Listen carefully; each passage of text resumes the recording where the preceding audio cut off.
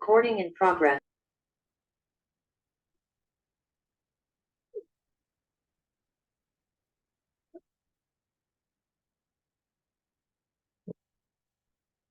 Buenas tardes. Hola, muy buenas tardes a todos. Bienvenidos. Les doy la más cordial bienvenida al módulo 23. Estamos en nuestra tercera semana, correspondiente a la unidad 3, denominada las tecnologías emergentes en la administración y la gestión, donde el propósito principal de esta semana es la esquematización y la utilización de las tecnologías emergentes para la resolución de problemas. Retomando un poquito la información pasada, veíamos la importancia que contiene mantener los recursos en un proyecto, desde la parte de la gestión hasta la parte de la administración. De igual manera veíamos el contenido temático que vamos a estar trabajando con referente a los tiempos de inicio, tiempos de conclusión y responsable de actividades y tareas. ¿Por qué es tan importante poder gestionar ahora los tiempos en un proyecto? Recordemos que la etapa de control es una etapa dinámica. Esta etapa nos permite precisamente el poder contemplar adecuadamente cuáles son los tiempos necesarios para poder establecer cada una de las actividades y las tareas. Gracias, Ángel. De hecho, sí, ya mucho mejor. Muy amable por preguntar. Realmente estas partes vemos que tener una actividad, tener una tarea, pero tener bien distribuido cada uno de los recursos va a permitir precisamente el éxito de lo que era la fase de planeación. Veíamos que fase de planeación, fase de organización, que son fases estáticas, y ahora la fase de control, diagrama de Gantt, es una fase dinámica porque ponemos a prueba cada una de las tareas que designamos. ¿Por qué ahora es tan importante realmente conocer cuáles son los responsables de las actividades y tareas? Precisamente porque a través de ellos nosotros podemos identificar quiénes lo van a realizar.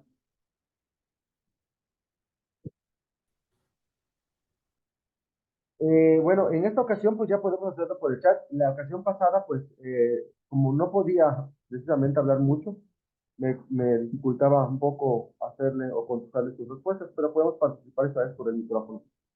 Bien, continuando, entonces vemos la situación en que el responsable, al momento de determinar cada una de las tareas, podemos identificar quién la está realizando, cuánto tiempo tiene para realizarla y cómo yo puedo determinar sus tiempos de ejecución. Recordemos que nosotros desde planeación utilizamos una temporalidad, un objetivo general. Recordemos que desde la etapa de la planeación identificamos si nuestro proyecto era local, si nuestro proyecto era estatal, si nuestro proyecto era nacional. Con base en ello nosotros determinaremos los tiempos de ejecución. Ahora, ¿qué pasaría si yo, por ejemplo, tengo un proyecto que coloqué o que yo distribuyo que es un proyecto local y que en una colonia hay arriba de 1000 personas y yo solo coloco dentro de mis tiempos de inicio y tiempos de conclusión 28 días, lógicamente se vuelve algo irrealista. Deja de tener una argumentación y una estructura lógica para los tiempos de ejecución de cada una de las tareas. Porque recordemos que nosotros tenemos que abarcar toda esta demografía de población. Entonces, si yo establezco que vivo en una colonia que tiene muchísima gente, ¿cuál sería la diferencia entre que yo tenga una colonia o una comunidad que tenga alrededor de 800 personas a que tenga arriba de 1000 personas? Lógicamente los tiempos de ejecución tendrían que ser mucho mayores. Esta es la parte de la reflexión que tiene que realizar el estudiante. ¿Por qué es importante determinar dentro de un cronograma de trabajo precisamente fechas acordes, fechas idóneas? Ahora bien, otro de los puntos muy relevantes que podemos visualizar es fechas de inicio, fechas de conclusión. Esa parte de la reflexión que solicita la plataforma es para que el estudiante pueda visualizar, como su nombre lo indica, cuáles son las fechas exactas. Si yo coloco dentro de esas columnas una semana, 2 semanas, 2 días, 3 días, no estamos cumpliendo con el análisis reflexivo de la argumentación de las fechas de inicio, porque su nombre lo indica. Dice exactamente cuándo va a comenzar, cuándo va a finalizar, y el tiempo total ahí puede ir 1 semana, 2 semanas, 3 semanas, un mes, 2 meses, 3 meses, dependiendo la necesidad de cada tarea. Esto es la relevancia de esta fase, ¿no? Ahora bien, con la parte del cronograma de trabajo, aquí es la parte relevante de conocer. El diagrama de Gantt es un esquema que se ha creado a través del tiempo de 1947 y que hasta el día de hoy ha seguido evolucionando, pero sigue teniendo los mismos elementos estructurales para su evaluación. Esto quiere decir que a pesar de que el cronograma de trabajo ha evolucionado, entre comillas, pero en cuestiones tecnológicas, los elementos que contiene es el nombre de las tareas, los responsables de las tareas, las fechas de inicio y fechas de conclusión de cada actividad, de cada tarea. ¿Qué pasa si yo, por ejemplo, dentro de mi tabla tengo colocadas todas mis actividades y mis tareas con fechas de inicio y fechas de conclusión? Y en mi cronograma de trabajo yo empiezo a colocar primera semana y no aparecen las fechas exactas. Automáticamente aquí hay una cuestión controversial que ya no va a encajar en la parte de que yo estoy estableciendo una información que no es acorde a la tabla de actividades que yo estoy estableciendo con las fechas de inicio y fechas de conclusión. Por eso precisamente, que bien lo indica la fase 5 y lo que es la unidad 3, el uso de las tecnologías emergentes nos va a permitir precisamente establecer esto. Por eso muchos de los trabajos que a lo mejor se han estado recibiendo, que están elaborando diagramas estáticos, ahí nace la importancia o ahí nace el primer error que tenemos.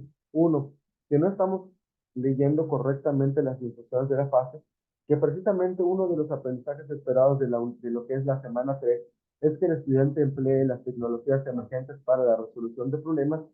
Y dos, que no estemos estableciendo las fechas correctas que debe de contener un proyecto. Ahora bien,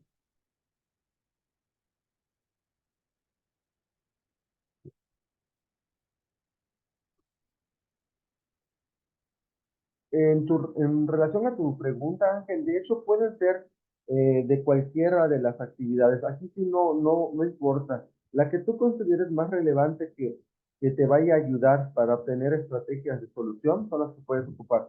Bien, como compartes, yo agarro dos fases diferentes, actividades previas y actividades de consecución, por ejemplo. Y ahí dentro de ellas o generalizo las fases, la fase de actividades previas, o en su caso puedo agarrar una actividad y con eso ya basarme a un porcentaje de una probabilidad. Por ejemplo, como bien veíamos, 90% de las personas de la comunidad X contestaron las encuestas de satisfacción del proyecto y que de igual en la fase de consecución, gracias al apoyo del 75% de la población, se logra construir un albergue para mascotas, no sé por qué. Entonces tú sí lo puedes trabajar de esta manera y posteriormente colocar tus propuestas de solución y sus acciones a realizar. Adelante, Sara. Sí, gracias. Yo quería compartir respecto al diagrama de Gantt que marca la actividad, perdón, la fase 5. Tengo unos problemas para compartir el enlace. Lo que pasa es que utilicé la aplicación de Tom's Planner para realizarla Ok, y ayer que la estaba, bueno, ayer que había terminado de hacer mi diagrama, tomé captura, las incluí en el documento, pero al momento de generar el enlace, cuando yo intentaba abrirlo para ver cómo, pues iba a observarlo usted, me aparecía el proyecto que había hecho el módulo anterior. Y de hecho, incluso para guardarlo ya no me lo permite porque estoy en la versión gratuita y dentro de las limitaciones que tiene esta versión, lo que me aparecía en pantalla era que ya no podía guardar un nuevo proyecto o podía compartir uno nuevo porque ya se había guardado uno en línea, que era el del módulo pasado. Así que tengo ese problema. De hecho, ayer, por lo mismo, al momento de cerrar incluso la aplicación, me borró pues lo que había realizado, mi diagrama. Todavía conservo las capturas, pero ya no tengo el diagrama como tal y pues no me permite generar el enlace. ¿Qué puedo hacer ok. al respecto? En este caso, Sara, lo que podemos hacer es que subas tus capturas de pantalla. No tengo ningún problema con eso. La URL me sirve a mí por si en dado caso hicieron uno nuevo para que yo pueda entrar y me facilite moverme dentro de la tabla. Sin embargo, si tú le tomaste capturas de pantalla de tu trabajo y están nítidas, adelante, colócalas. Lo que sí les compartí en la última sesión es de que verifiquen que cuando las coloquen, vean que estén bien acomodadas, que no esté todo revuelto para que no reste puntos en la parte de creatividad e innovación, que se vea lo más presentable posible. Ya con eso nosotros podemos hacer la evaluación correcta. Ah, muy bien, gracias. Lo que pasa Sí, es que sí, tenía esa preocupación porque ya había terminado mi actividad, de hecho ya para enviarla, pero pues se me presenta este problema y al ir investigando qué hacer, pues me aparecía que ya no podía crear o generar un nuevo proyecto porque ya se había guardado uno en la versión gratuita y pues esa sí, versión ya expiró, así que... sí, de hecho, la solución que a veces te brinda Trunk Planner para que puedas acceder al otro es que elimines el anterior, ¿no? Pero no hay problema por eso, o sea, no vamos a entrar en esa parte, sino que literalmente nada más ponme tus capturas de pantalla, tu tabla, tus capturas de pantalla, acomódalas bien, haz lo más creativo posible tu presentación, tus fuentes de información y ya con eso hago la evaluación. Ah, muy bien, gracias. De nada a ti. Adelante, David. Pues yo justamente para compartirle a mi compañera Sara, me pasó exactamente lo mismo, entonces no podía guardar mi gráfica ni nada, bueno, mi diagrama. Entonces lo que hice fue tomar capturas y estas las copié en una pizarra virtual en Canva y ya ese link lo incluí en bueno, en mi documento. Porque como luego las imágenes se pixelean y todo, pues Canva te deja hacer bien zoom. Entonces, yo te lo recomiendo porque pues así puedes poner tanto la imagen como el link y ya sea que se vea la imagen o que pase cualquier cosa, el profesor puede verla sin ningún problema. Ok, muchísimas gracias, David. De hecho, es una buena aportación. Podemos utilizar, como nos comparte, copiar las imágenes dentro de la tecnología de Canva y Canva me permite hacer zooms amplios y que yo lo pueda visualizar de una manera correcta. De todas maneras, esto va a criterio de cada estudiante. Es una invitación que nos comparte el compañero y pues es bien recibida. Muchísimas gracias. Ok, entonces, veíamos, ahora vamos a adentrarnos un poquito en la parte ahora de los escenarios y fase 6. Veíamos ya, he redundado mucho en la parte de la fase 5 ahora escenarios. Realmente, ¿de dónde nace el análisis de los escenarios? Como les compartía, la importancia que radica del análisis de los escenarios, que es una técnica que se llama SA dentro de la parte de la distribución financiera o el estudio financiero, solamente lo que es la parte del análisis de escenarios nos va a servir para determinar futuros hipotéticos. Las preguntas que nos tenemos que hacer nosotros en nuestra mente es, ¿qué pasaría si?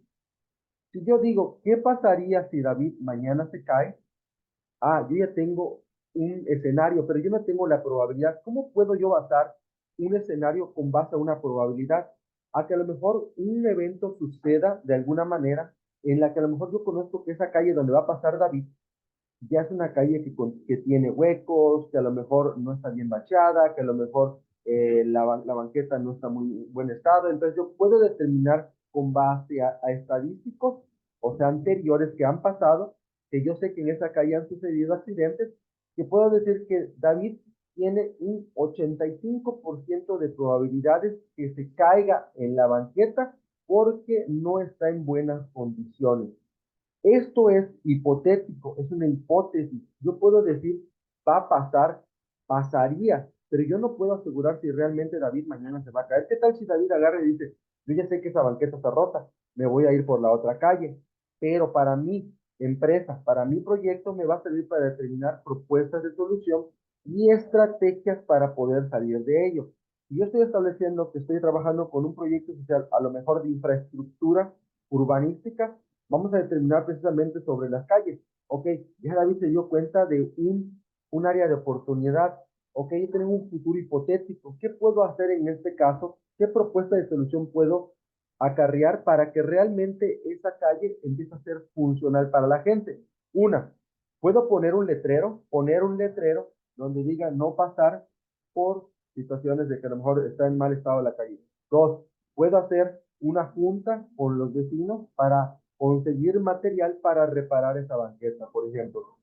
Licitar materiales al gobierno para poder reemplacar la que es la parte o la carpeta asfáltica de la calle. Entonces yo tengo que buscar propuestas de solución. Ahora, ¿qué acciones yo voy a realizar para poder mejorar este escenario? ¿Qué acciones?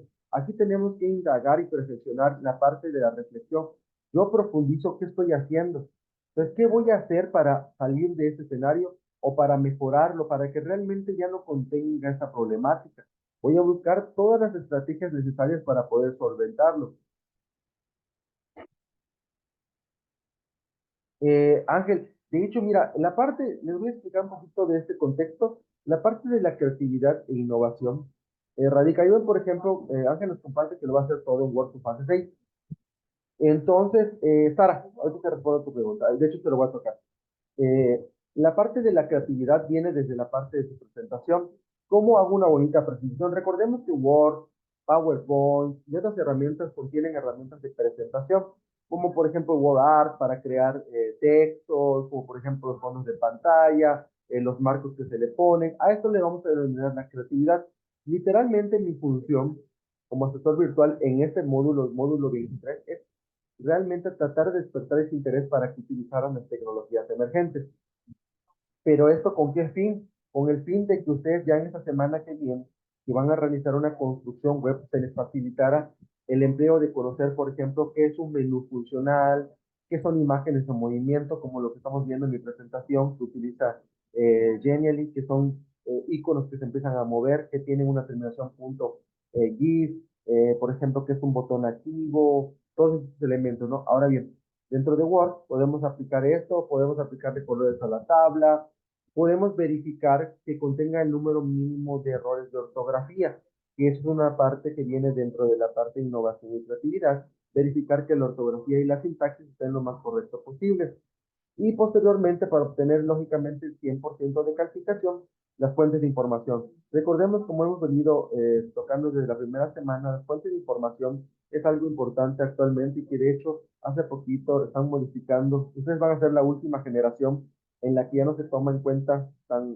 drásticamente lo que son las fuentes de información. Las generaciones que van a venir ahorita ya hay una matriz de valoración muy distinta en la que si el alumno no coloca por lo menos las fuentes de información propias y las tecnologías, van a obtener hasta 12.6 puntos menos de sus actividades, aunque saquen 100% de sus actividades, imagínense que por esa cuestión les resten 12 puntos, entonces va a ser difícil, ¿no? Pero esto ya estamos hablando que viene en las nuevas generaciones.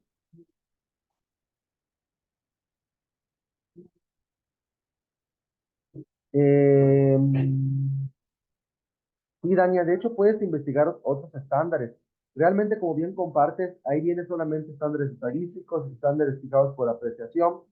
Sin embargo, existen muchísimos tipos de estándares. Están estándares de tiempo, estándares de calidad, estándares de cantidad, estándares de productividad, estándares de recursos humanos, estándares eh, de medición de recursos, estándares de introspección, o sea, hay diferentes tipos de estándares que tú puedes aplicar a tu proyecto. Bienvenido. Si tú investigas otros, los puedes colocar, simplemente es decir el por qué te van a servir para tu proyecto.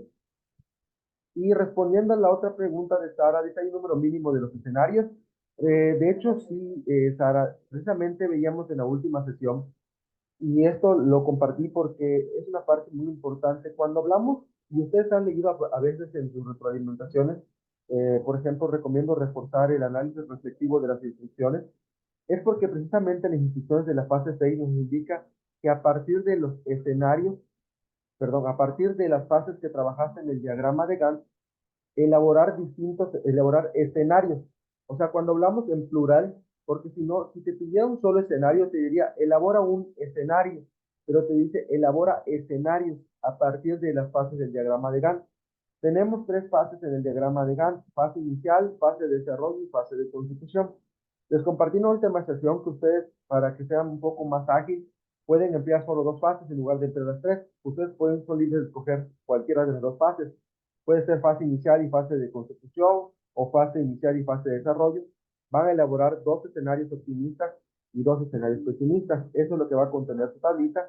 Recuerden que los escenarios optimistas no llevan propuestas de solución, solo llevan las acciones. El único escenario que lleva las tres columnas o las tres filas bien rellenadas es el escenario pesimista. Ese sí lleva el peor escenario, lleva lo que es sus propuestas de solución y sus acciones. Pero lo que es el optimista solo lleva el mejor escenario y las acciones a realizar. Bien, continuando, un escenario es una descripción parcial del comportamiento de la aplicación en un momento específico. La utilización de escenarios implica identificar distintas situaciones y describir las acciones para llevarlo a cabo. O sea, realmente esa es la función que tiene el análisis de escenarios, como les compartía. El análisis de escenarios en una empresa es una metodología que puede favorecer en la prevención de errores en el control del tiempo y de otras variables que afectan a la productividad y la rentabilidad. Si ustedes han podido ver, hemos trabajado con distintas denominaciones o distintas palabras que son muy relevantes dentro de la etapa financiera. Productividad, rentabilidad, factibilidad, solvencia, son terminologías que se usan en la parte financiera. ¿Por qué realmente todas estas terminologías impactan directamente en un proyecto? Porque aquí podemos determinar si realmente el proyecto se puede llevar a cabo o no. Entonces, esto nos va a determinar, por ejemplo, si las horas, es un ejemplo que se acá.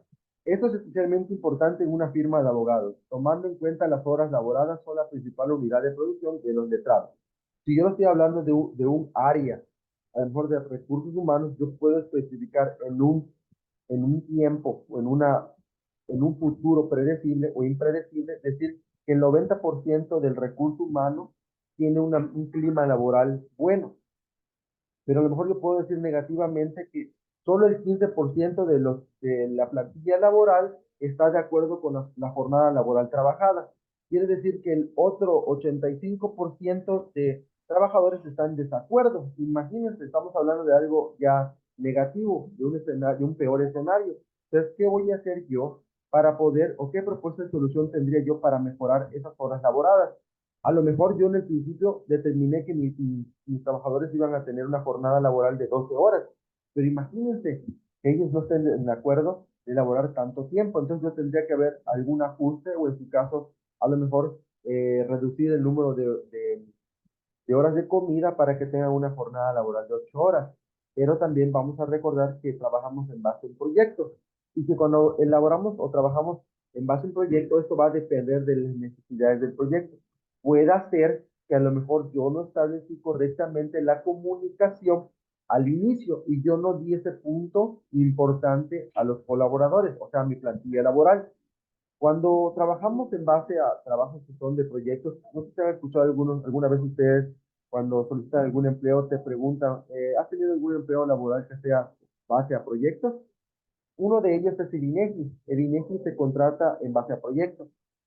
Entonces, cuando tú pones en tu currículum vitae que ya elaboras y en el motivo de la rescisión te dice nada más trabajo por proyecto. Quiere decir que, por ejemplo, los censos poblacionales, las capturas del INDAVI, censos agrícolas, tienen un inicio y tienen un final. Por eso es un proyecto. De ahí nace la palabra proyecto. El censo poblacional tiene un inicio, una etapa inicial que hacen ir por etapas hasta llegar al punto final. Una vez que se hace el censo poblacional, por ejemplo, se crea otro sistema que se llama verificación. Entonces, ahí es otro tipo de proyecto que puede ser que recontraten al personal o en su caso contratar a personal nuevo dependiendo las necesidades del proyecto. Ahora bien, sin embargo, evaluar las ventajas y desventajas del análisis de escenarios es fundamental si lo que se busca realmente es sumar beneficios a las competencias de cualquier tipo de negocio. Volvemos a hablar de la terminología viabilidad financiera y viabilidad económica. Puedes ver que usted tiene una palomita. Yo puedo ser viable económicamente, perdón, financieramente, pero no puedo ser viable económicamente. Si yo hablo en la macroeconomía y la microeconomía quiere decir que mi viabilidad no es suficiente de acuerdo al recurso que yo estimé. Por eso, una parte que vemos nosotros o que veíamos en este anteproyecto era precisamente el establecer correctamente el recurso financiero. Si yo no establezco correctamente el recurso financiero, entonces esto iba a impactar en la viabilidad económica. Ahora bien, ¿qué es el análisis de escenarios? El análisis de escenarios o SA es una técnica de evaluación que se utiliza para identificar y medir la aparición potencial de sucesos de riesgo operativo o para evaluar la resiliencia operativa. A diferencia de las evaluaciones de riesgos operacionales tradicionales, esto es un análisis hipotético. Cuando hablamos de hipótesis, vamos a hablar de supuestos, ¿sí? De futuros predecibles o impredecibles. Véanlo como la famosa película esta de Avengers cuando iba a morir Iron Man y que el Doctor Strange decía las mil y un maneras en que podría morir el Iron Man. pero al final tenía solamente un camino en el que no moría. Bueno, es parecido. Tenemos diferentes caminos hipotéticos. Vamos a tener entre múltiples caminos, nos va a servir para determinar posibles soluciones. Estas hipótesis siempre van a estar basadas en estadísticos realistas, o sea, que está basado en probabilidades de que pueda suceder un escenario o no. No, Sara, de hecho, vamos a suponer, regresamos un poquito a esta parte, vas a elaborar dos escenarios de optimistas y dos pesimistas. Tú vas a poner, por ejemplo, de la tarea que tú gustes o puedes generalizar tu fase. Que a lo mejor yo digo que toda mi fase inicial habla mucho sobre las juntas vecinales, sobre la parte que tiene que ver con la sociedad. Yo puedo generalizar y elaborar un escenario o dos escenarios de ahí o puedo agarrar de dos fases diferentes. Tú lo redactas con base a probabilidades, debe de contener un porcentaje, porque ese porcentaje es el que te va a permitir dar las propuestas de solución y dar las acciones que vas a realizar. Como les compartía, 93% de la comunidad X le gusta el proyecto X, por lo que permite realizar las fases de desarrollo. Entonces, yo estoy hablando que ya tengo un gran porcentaje de aceptación. Entonces, yo ya voy a poder implementar mi segunda fase.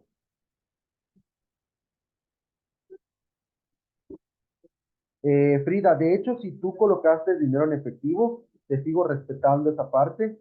Esta parte yo la seguiré respetando con la parte de recursos financieros.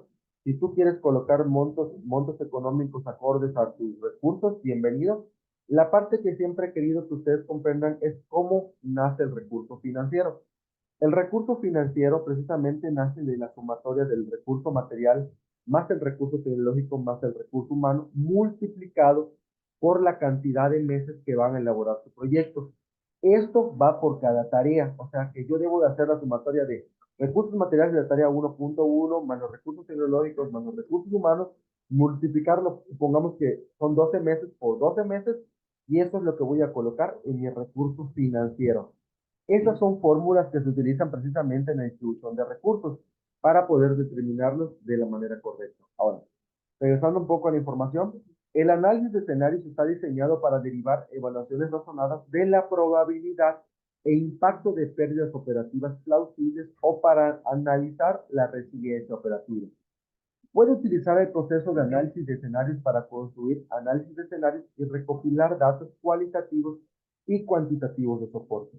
Con un análisis de escenarios puede registrar intervalos de estimaciones de frecuencia y gravedad en grupos junto con información de soporte de evaluación. O sea, que retomando, volvemos a hacer al hincapié, está basado en la parte de la probabilidad y está basado en estadísticos. Ventajas y desventajas del análisis de escenarios en una empresa. ¿Sabías que el análisis de los escenarios determina la viabilidad y factibilidad del proyecto? O vemos terminologías financieras. ¿Por qué? Al tratarse de un método, el análisis de escenarios de un proyecto puede determinar o puede ser diferente en cada proyecto. Por esta razón, es vital estudiar las ventajas y desventajas del análisis de escenarios para que los proyectos se aseguren de emplear correctamente este recurso, evitando tomar decisiones de manera inadecuada que no lleven a buenos resultados. Ventajas. El análisis de escenarios en una empresa ayuda al entendimiento de situaciones complejas, ya que permite anticipar eventos asociados al patrón de desempeño actual. Ofrece diferentes perspectivas para encontrar nuevas soluciones a problemáticas de productividad y rentabilidad. El análisis de escenarios en la planificación estratégica permite tener un panorama sistemático de las posibles circunstancias favorables y desfavorables. O sea, ¿qué quiere decir esto? Que lo que nos va a permitir hacer es determinar las soluciones y las estrategias que puedan ayudarnos a solventar cada uno de esos futuros que pueden suceder o no. Entonces, el análisis de escenarios va a permitir delimitar aquellas situaciones en las que vale la pena invertir recursos. He aquí la importancia que hacía hace un momentito en el chat la compañera Sara, que nos decía, puede ser de una tarea o puede ser de la fase en total. Ustedes van a determinar sus dos escenarios optimistas, lo pueden hacer de una tarea, de una actividad, pero es donde valga, ustedes consideran donde valga la pena invertir recursos. Alguna área estratégica donde ustedes dijeran, yo me doy cuenta que sí puede haber problemas. Entonces voy a hacer futuros hipotéticos, voy a hacer suposiciones. porque realmente la hipótesis es una suposición, es algo que puede ocurrir o no. Entonces yo voy a suponer, como les compartía, si yo digo que el día de mañana va a haber un huracán, ¿es algo supersticioso o es algo que no tiene un fundamento eh, de ciencia, un fundamento estadístico? Ahora, ¿qué pasaría si yo, en base a estudios, he determinado que los meses donde hay huracanes está entre mayo, junio y julio? Entonces yo puedo decir que hay un 75% de probabilidades que se forme un huracán en el mar Caribe. ¿Por qué? Por ser una zona cálida húmeda, que realmente aquí vamos a vivir una zona de temporada de huracanes. Pero si yo digo que en un área seca va a haber un huracán, pues lógicamente no hay una probabilidad de que exista, porque sería más probable que hay un número mayor de probabilidades que haya sequía o que haya calores excesivos a que exista un huracán. Bien, te acordamos unos 30 minutitos, nos presentamos de la sesión y reconectamos para darle continuidad, por favor.